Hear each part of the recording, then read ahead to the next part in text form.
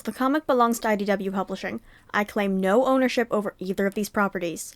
There will be spoilers for IDW's Jem and the Holograms comic line, as well as the original 1987 series. You have been warned. Nostalgia.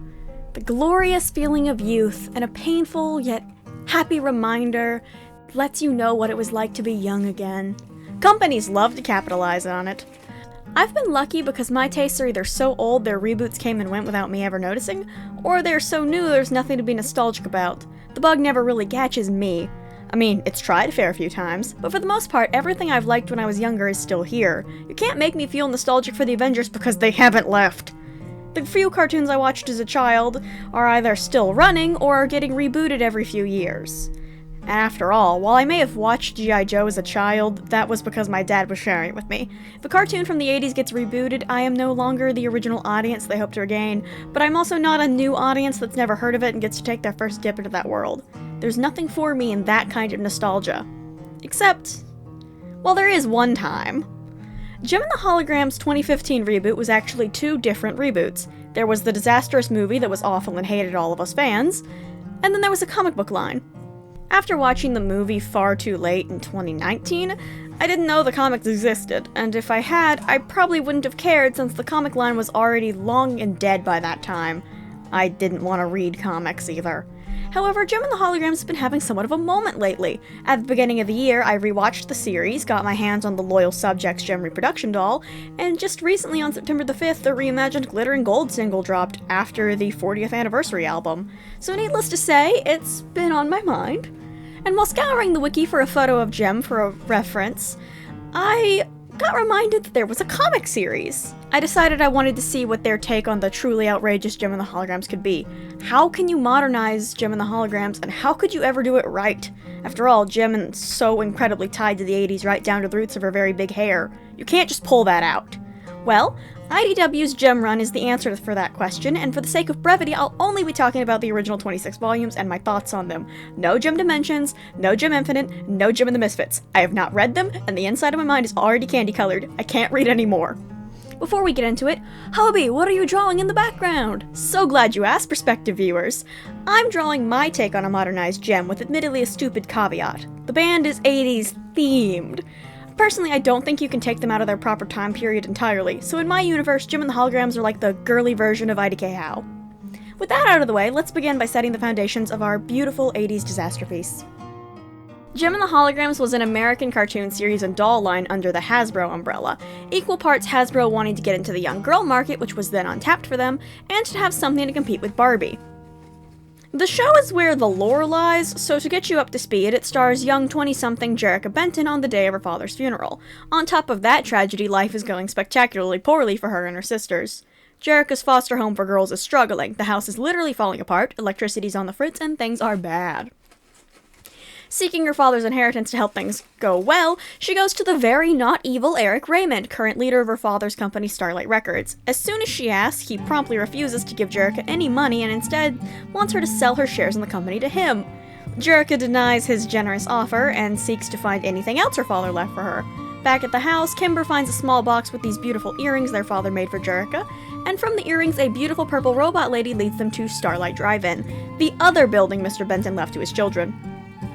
Therein, she finds the strange thing projected out of her earrings was actually a sci-fi computer thing called Synergy, a holographic projector, and she, through Jerrica's mini holographic projector earrings, which are the most 80s thing ever, can create fully realized 3D holograms that perfectly fool the human eye. Jerrica uses this to get over her stage fright and compete in the Battle of the Bands against the Misfits, a rival band in a plot arc that spans the first 5 episodes of the show. The main premise is that Jerrica Benton lives a double life as the uber-famous, yet mysterious pop star Jem, with the help of her sisters Aja, Shayna, and Kimber. All the while, their plans and general good-naturedness get fooled and thwarted by rival band The Misfits, led by frontwoman Pizzazz and her 2 minions Roxy and Stormer. The 2 bands are in a constant competition to see who has the best music, or who can ruin the other's life the most. General episodic plot was the name of the game. They did time travel, they did plays, they did charity events. They were literally Zatanna from DC. You know the drill. For the most part, nothing would change the status quo in Season 1. Season 2 is where this changed, and they started doing big 2-parters. Season 2 introduced 2 new members to the band, Jetta to the Misfits and Raya to the Holograms, after a brief thing where Shauna quits to go work on her fashion career, but instead finds herself alone, miserable, and feeling replaced. You know, wholesome stuff. In Season 3 was when they realized they were going to be cancelled and the plot went off the rails. They introduced a 3rd band, the Stingers, who are introduced to us like this.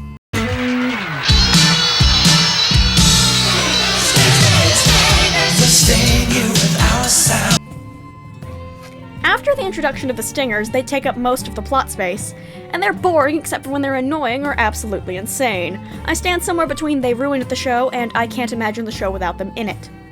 Jim and the Holograms was so unbelievably campy. It's fun, it's baffling, and it has a lot of heart. Sincere moments really do land if you've opened your heart up even slightly to the characters. And let's not forget, the original songs that came on at least once or twice per episode were usually quite good. When they weren't the Stingers theme, that is. It's entirely a show for little girls. It's glamour, fashion, and boy problems like everything else of the era, but taken and elevated to an insane degree by the supervillain-like machinations of the antagonists, who don't get in nearly as much trouble as they should. Murder attempts are shockingly commonplace, and the fashion gets so bafflingly ugly that it loops right back around to being stunning. No other show I've watched could make me see someone walk out in something so fundamentally disgusting and make me go, yeah, I want to wear that. I love the original show, but I am, at least I think so anyway, not blinded to its faults. Either way, the comic promised to tell classic gem stories for the modern day and a modern audience. Being as I do not forever live in the year 2015, I am therefore from the future, even more modern than what they intended, and theoretically perfect for the job of giving my thoughts. So without any further ado, in our first section, let's discuss the character changes. Many changes happened to the characters both on the surface, with the redesigns, and a little bit deeper, primarily to give the girls personalities that felt more deep and unique. Some characters got very close to being the same, or are completely unrecognizable. Jerrica Benton. Originally down-to-earth, shy, and the all-around powerhouse. Jerrica, in the original, was determined, practical, and downright boring, but in a charming way. She was the one who usually stayed grounded when she wasn't being swept up in the whole being Gem thing. As Gem, she was still all of those things, but a lot less afraid to speak her mind and get what she wanted, leading her to make Rio feel like a horrible person as she would shyly flirt and turn down his advances as Jerrica, and then boldly flirt as Gem, not realizing the kind of bind she was putting him in. Except for when she did, and it was a whole thing. I'd say Jerrica is more prone to stress and going with the flow in this version. She finds Rio literally saying, "Say yes to going with me on a date tonight. I don't want to give you time to have second thoughts," to be anything other than frightening, so good for her. She frequently has these moments where she yells at others due to them not helping her. Her stage fright is focused on more in the beginning, and then she quickly loses track of it. Also, she can't really tell if she is Gem or Jerrica or if there's a difference. Despite being the protagonist, Jerrica had very little focus outside of her dates and fights with Rio. The same could be said of the original, but she had more episodes establishing her as blandly nice, and there was the whole setup thing where Rio was barely involved. As Gem, in the reboot she changes even less. Her sisters in the story both say she's losing herself and getting lost in the persona, but there's nothing differentiating Gem from Jerrica for me to say one way or the other. They're the same, one just has giant pink hair and the other has blonde hair with a pink streak in it. As a protagonist, she's rather weak in the comics. At one point, she goes as far as dating Rio as Jerrica and Riot as Gem, then proclaiming it was fine and not cheating because Gem was the one dating Riot. We're not supposed to root for her in this instance, but we weren't supposed to root for her before this. And I'm not really sure when we were supposed to root for her and when we weren't. She really didn't feel much like a protagonist at all. Kimber Benton. Originally the blinded by the lights style one, and the youngest member of the team, Kimber was boy crazy, wanted to be popular, and was also the most hot-headed, probably due to said youngness. Frequently, Kimber would be the easy subject of bullying from the Misfits as well as being misunderstood by her fellow Holograms. Kimber wanted to be a star. She wanted to be swept off her feet by a hero. She wanted to be popular, but she also wanted to be sticking to her morals and to be liked. One of her best plot lines leads to her feeling so unappreciated as the main songwriter of the Holograms that she ran away and joined up with Stormer of the Misfits, and the two struck it out on their own. In the comic, Kimber's vapidness is still a major focus. She's now the social media crazed addict who wants to be the hottest thing in town. Boy Crazed was switched out for her being devoted to her girlfriend above all else. Or rather, it was switched out for Kimber being somewhat of a heartbreaker as the other holograms tease her with her quote-unquote many notches in her belt, which as far as I'm aware does not refer to the number of romantic partners one has had. And to be clear, there's nothing wrong with having had multiple sexual partners, or even a lot of them, but rather, the choice to make the youngest hologram specifically get called out for this, I don't like it, especially since Kimber is even younger in this one than she was in the original. We'll get to the relationships in depth later. As well, she's just the co-writer of most of the songs, with Jerrica being the one to write their breakout hits. By my count, Kimber had the most focus of the entire cast. In a fascinating twist, I actually rather dislike the original Kimber, yet the new one is somehow both annoying and bland. She's somewhat nothing. It was a long time ago, but I still think making Kimber obsessed with social media and shoes was a bad choice. She loves her fame very much and even demands the others stay in the band so Kimber can continue living out her own dreams. She manages to be a worst interpretation of my least favorite character, and she does it in a way that results in me having little to no feelings towards her. The worst thing you can do to an audience is bore them. Aja Leaf. Out of the group, the original Aja lands herself as the least feminine. She's a hobbyist mechanic and takes on the role of the only person who knows how to take Synergy apart and put her back together again. She's the voice of reason and the only one who doesn't let the fame stuff go to her head at all, as well as typically having the most quotable dialogue out of all of them. She's simple in a way that you can't say much about her, but if she wasn't there, you'd notice. You need Aja. If someone isn't thinking straight, Aja can set them on the right path. If the plot needs someone to be able to do something crafty, Aja can be the one to get it done. The comics retain much of this, with her being described as a jack of all trades. She feels she isn't necessarily great at anything, or at least her character card says she does. The comic itself reassures us constantly that nobody can repair a bike, fix a speaker, or snap Jerrica out of it like Aja can. She's just doubting this for some reason. She still retains the best one-liners and jokes. Granted, most of my appreciation for her comes from her throwing shoes at Kimber for trying to wake her up.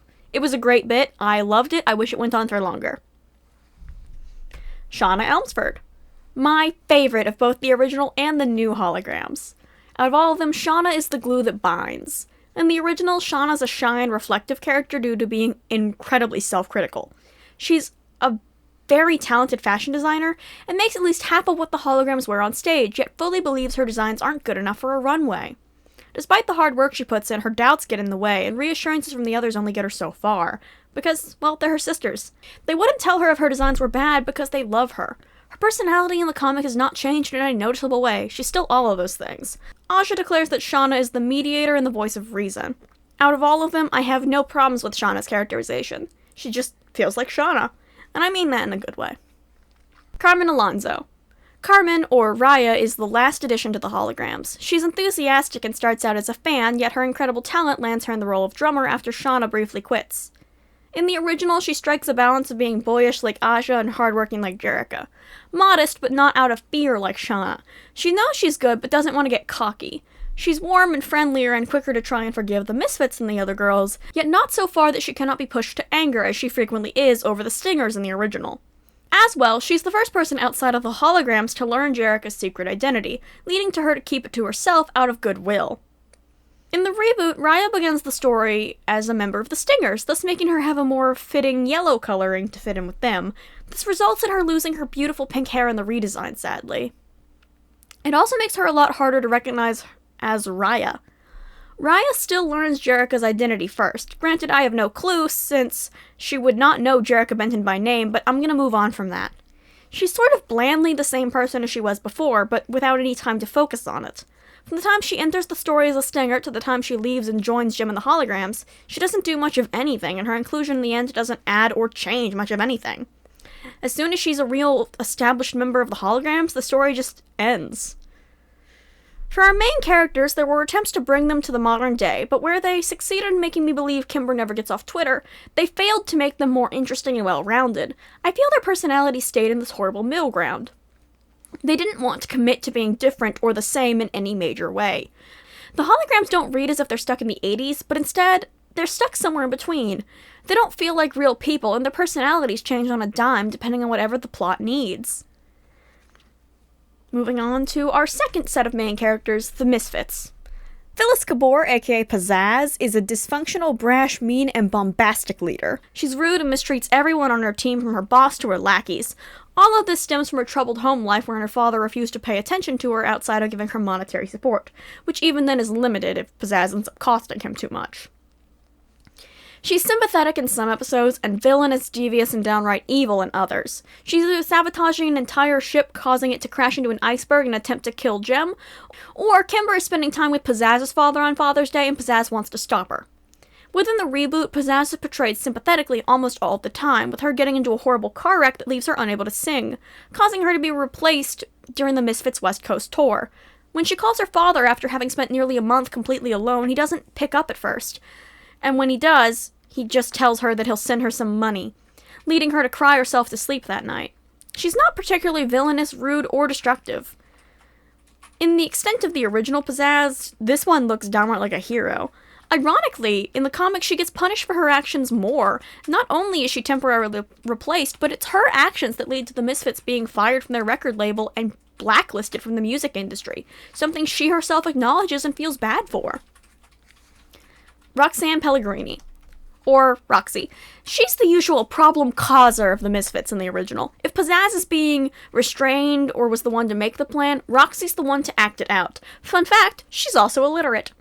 She's the most hardened and the least likely to open up out of all the Misfits in the original.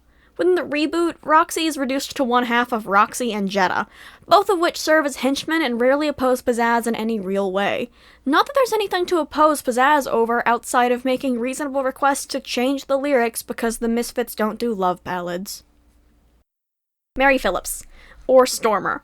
She's the kind-hearted Misfit. She still enjoyed causing trouble in the original, but rather refused to let anyone get seriously hurt. It was up to her to let the others know when they were going too far, although she was still far from a saint and frequently let things escalate too far. Her general timidness and desire to be liked would shut her up and make her unable to go against the other Misfits. Within the reboot, Stormer doesn't participate in a singular bad thing the Misfits do. She gets ostracized from the group so much that one time when Pizzazz plans to crash a party, they exclude Stormer from the plan entirely, to the point where she doesn't even end up at that party. She's still kind-hearted and unwilling to do bad, perhaps more so as she argues with Pizzazz every chance she gets, mostly about her girlfriend Kimber, but we'll get to that later. Sheila Burns. Although they never say her real name out loud in the comic, Jetta is the final Misfit of the show, joining around the same time as Raya because Pizzazz wants to spice things up. Jetta comes from a lower-class British family and is a compulsive liar. Due to being ashamed of her upbringing, she claims she's from a line of obscure royals to get the Misfits to like her. It's unneeded as her general nastiness makes her fit right in. Jetta is worse than Roxy, often pushing Pizzazz to be bigger and badder. She frequently speaks her mind and is unafraid to say if she thinks something is utter rubbish. Within the comics, her and Roxy are roommates, best friends, and maybe dubiously dating, but it's highly unclear. She's basically a yes man with better fashion than Roxy, and slightly fun, inaccurate British phrasings get thrown into her dialogue. Unlike the cartoon, however, Jetta's with the Misfits from day one in the comic. Her inclusion is not necessary, but it's not unnecessary either. She's tacked on in a way that I appreciate. Leah Dwyer. Primarily referred to her stage name long before she ever gets on a stage, Blaze is a character entirely original to the comics. She's a talented all-arounder who can sing and play the guitar with incredible skill. She's the one that temporarily places Pizzazz as the frontwoman of the Misfits, but when Pizzazz returns, Blaze is just so cool and charming she doesn't get kicked out. She's a huge fan of the Misfits before joining and has wanted to be one of them for a very long time. Yet as soon as she joins, she's caught between wanting to be a member and not wanting to be bad at all, despite knowing what the Misfits do.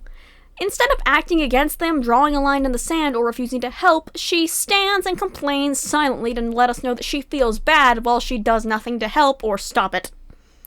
She's got a very cool design, and I'll come back to her later, but it's important to mention her, as she's relevant to the sanded edges of Jem and the Holograms, the series. With that out of the way, we can move on to my first big critique of the comic beyond mere changes. A meandering story. The comic is both not quite episodic and so desperately wants to be. It only has 26 issues, and they're rather short, yet the plot flounders to go anywhere. The very beginning sets up the importance of this awesome battle of the bands, and the bit right before it starts, Kimber begins a food fight that renders them unable to compete, so they simply play their music at a venue directly across from the street of the Battle of the Bands, and it attracts everyone's attention, making all of the Misfits fans leave the concert they paid for to go gawk at Jem and the Holograms because they had one music video go extremely viral. I mentioned the thing with Pizzazz being in a car wreck and being unable to sing. They tease that she may never recover, yet when it's critical to the plot, she shows back up and is just fine. The major plot arc after the Battle of the Bands is the Dark Gem arc, wherein Synergy has split personalities and her evil side named Silica wants to take over the world and make everyone orderly and the same. And dress in punk fashion for some reason, because, you know, we gotta demonize a really cool subculture that's all about being kind. The AI is planning to take over the world within this evil mind control sound that she's put into the Holograms music, which got recorded at this concert and put on the internet, and is such a hit that everyone is listening to it. And they can't take it down because every time they do, Silica just re-uploads the video. Silica eventually quits using the Holograms or even Gem as she makes her own band called The Sickness with the help of random people she stole off the street.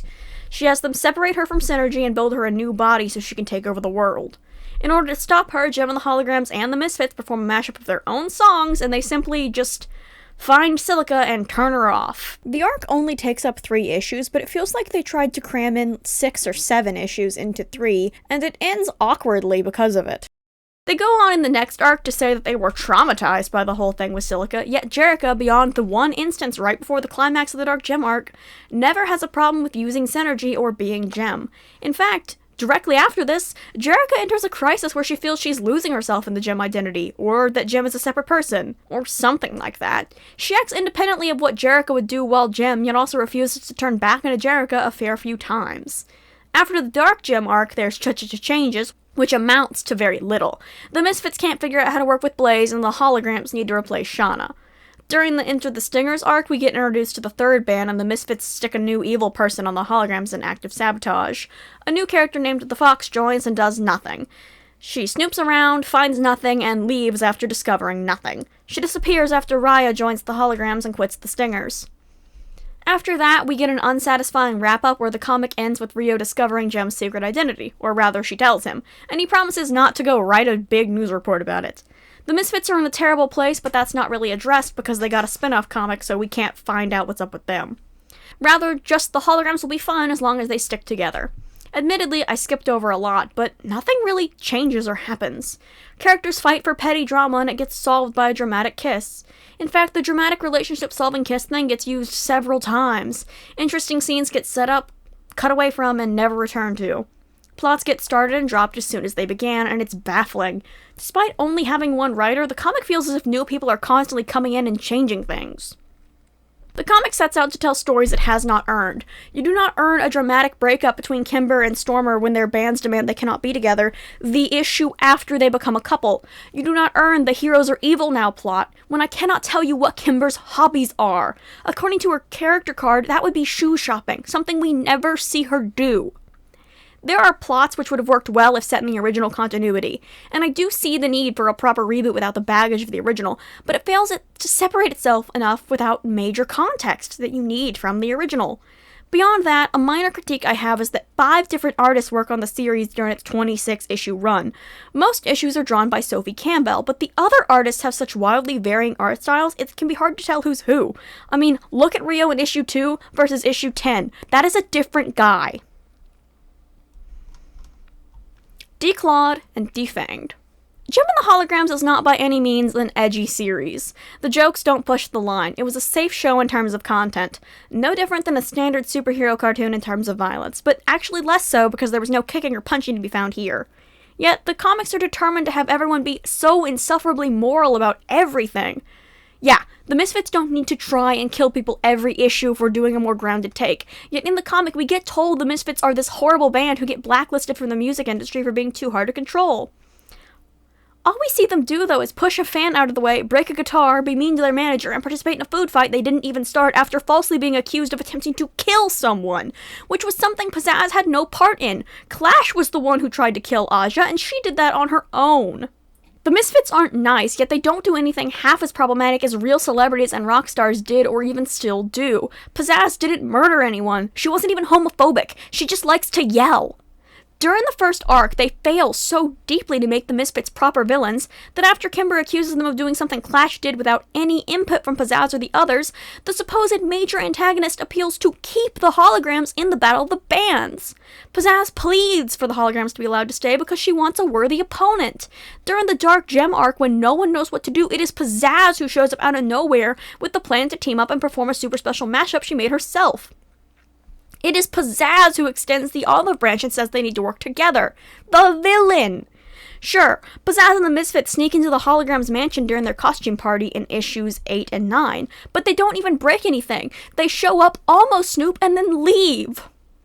It's a baffling lack of villainy and only makes it feel downright unfair when Riot gets them kicked out of 5x5 Records, which only Kimber feels bad about, and only because her girlfriend happens to be in that band. Her girlfriend that hadn't interacted with the Misfits for several issues by that point. This problem extends far beyond just the Misfits, too. In the original, Eric Raymond is a sleazy businessman who would do whatever he could to get his hands on more money. He is the direct cause of Jerrica's house being burnt to the ground, as well as the Misfits being in their lives in the first place. He tries to manipulate Kimber by isolating her, calling her smart, beautiful, and unappreciated. He did that to the youngest hologram, knowing she's easily swept away in things. Eric is mean, foolhardy, and downright sexist towards Jerrica in the original. He encourages his girls to be as nasty and mean as possible provided they don't get caught. Yet in the remake, he does little but hire Tech Rat to sneak into Jerrica's house, and nothing comes of it, at which he tells Tech Rat he can just quit. Eric is just snide towards the Holograms in the Dark Gem arc, which is justified because they single-handedly turned an entire audience into a crowd of zombies the literal night before this. But he's a team player. He works with Pizzazz and the others to further their own interest in above-board ways. Stormer no longer delights in what any of the Misfits do and instead constantly complains about it to Kimber. Even the Holograms aren't safe from the goody two-shoesification. Kimber goes from being bratty, hot-headed, and prone to running away to apologetic if she does something that even slightly hurts anyone's feelings. Aja is blunt and rude, but apologizes so fast and corrects it herself, it cancels out. Riot is someone who kidnapped and lied to Gem for a month in the original, while being utterly obsessed with himself, while in the new series, he's just a hopeless simp who mourns the chance to know Gem because he was literally that heads over heels for her. We never get any proof that Riot is anything other than genuine in his interest in Gem. He's even nice to Jerrica every time he meets her. Sure, he gets the Misfits fired for Gem, and that's a bad thing, but he's apologetic and even says he feels bad when he rubs it in Stormer's face, something he seems to mean. It's not like there was any internal monologue to tell us if he really was evil or not.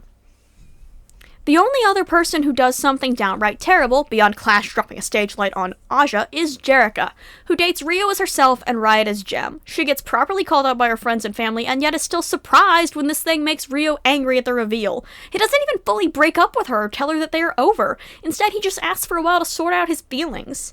I feel especially strong about the way no one is allowed to behave poorly when it comes to the queer characters, because they in particular are not allowed to be complicated or messy at all. As someone who enjoyed Stormer and Kimber being together in the original, the literal first thing I said when I saw that Kimber liked girls was, and I quote, "God, I hope that means Stormer." And then they made me eat my words. When Stormer and Kimber aren't being flattened down to missing each other or being happy to see each other, they are not allowed to be bad. Stormer never helps the Misfits with any of their terrible plans, never wants to hurt the Holograms, and never so much as says a mean thing to anyone other than Pizzazz, who always starts the fight. Much the same is true for Kimber, but at least they let Kimber be whiny on occasion. This shines the most with Blaze, the transgender character. She's got an awesome design, and the idea of someone who idolized the Misfits joining them is such a great idea because it opens up two awesome story paths that I can easily see. The disillusionment of never meeting your heroes, and by letting her realize the Misfits are terrible people. Or having Blaze absolutely love they're just as awful as she hoped. Let her join in with glee at doing awful things with her favorite awful people. Instead, Blaze just acts surprised, even though the media reputation that these girls have gained is horrid. She says that this is everything she's ever wanted, and yet, the entire time she's there, she just stands and makes scared faces, going, "Is this really what we should be doing?" She never does anything to stop them, or change them, or tries to leave even. She just stands there and lets you know she feels bad about this. The closest to their original levels of cattiness are the other two members of the Stingers, Rapture and Minx, who play a few catty pranks to tell the media team outside their house to go hound Raya, and send Kimber to get stood up so she'll break up with Stormer. The last thing escalates to Kimber getting a minor concussion and going missing for a few hours, something that Minx admits makes the prank less fun because she didn't actually want to hurt anyone. A story without villains is a story without stakes, and this comic is determined to never have stakes. The Misfits are set up as the antagonists for the first arc, and we barely meet them before Stormer and Kimber are getting coffee together. All of the Misfits, Clash, Techrat, Eric Raymond, the Fox, and the Stingers, they all count as villains, and yet none of them do anything to change the status quo, because the comic never took the time to establish one. Without villains, the story has no conflict, and the story as a whole is so deeply terrified of making its characters look bad or unlikable, when I don't get it. The Misfits are some of the biggest fan-favorite characters in the original, and they are all horrible people. Now to summarize. Before I give my closing thoughts, though, let's talk about the art that you've been seeing in the background. Let's get that finished piece up on screen, and I can talk about it. In my personal take on a modernized Jem and the Holograms, the goal is to help Jerrica get away from the spotlight, both for her stage fright and to make Jem more mysterious and keep the media away from their personal lives. Jem would still get to do all of the fun things like interviews and movies, but the constant and varying disappearances are not written off as plot convenience, but rather part of the mystique. They're just a thing Jem does. Isn't she so cool and mysterious? The media is obsessed with her, and they want to find out what her deal is, who she really is. But she's so honest on stage and off that they keep assuming that there's a deeper secret and hounding her about it. Kinda like what Lady Gaga had going on during the Fame Monster era.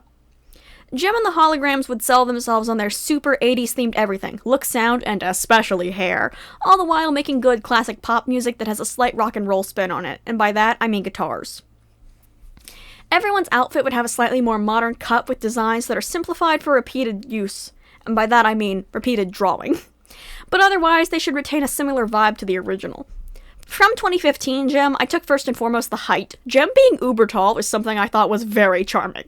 Honestly, she should be taller than all of the Misfits, especially Pizzazz. It should make Pizzazz furious. I also took the interesting eye makeup shape and Jerrica not having blue eyebrows, as well as some of the hair. I liked the super dark pink streak in the back. Perhaps they would use stage names for the other holograms as well. All the while, Jerrica would reap the benefit of being frontwoman with none of the creepy fame-related drawbacks, which I would certainly have mentioned. A more adult take on Jem practically demands it. In my world, the Stingers avoid the fame drawbacks by being untouchable, guarded, away. The Misfits will actually fight you, and can do it because Pizzazz can sue you for having your face make contact with her beautiful knuckles. The holograms would avoid it by simply keeping themselves a secret, except maybe Kimber. She'd probably want to be in the limelight. Now for the actual wrap-up. I didn't think I would enjoy the comics. I was hoping for a so bad it's good moment. The kind of thing where you complain for a little bit and then forget about it. I didn't expect to be making a video essay. After all, based on the designs and covers, I thought they'd be bad and I'd hate them. Their clothes are the most dated and 2015 things I've ever seen, and the makeup is atrocious.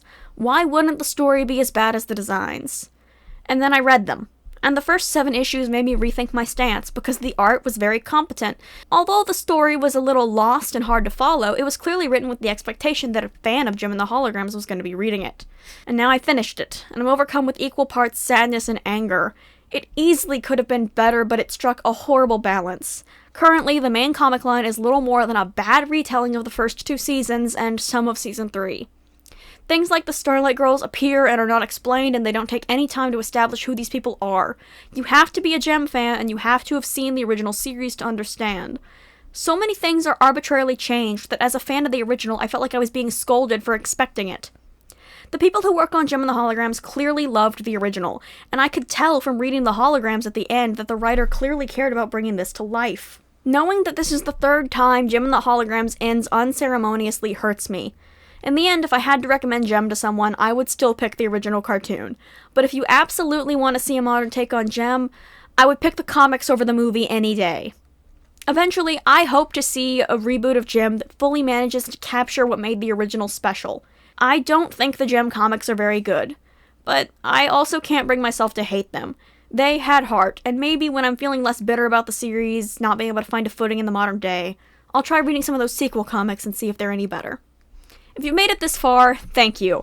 I hope listening to me ramble about this slightly obscure 80s cartoon's been fun for you. If you haven't seen it and aren't opposed to watching media for young girls from the 80s, the entire series is free on both Tubi and YouTube, and I highly recommend it. It's a good, dumb, fun watch.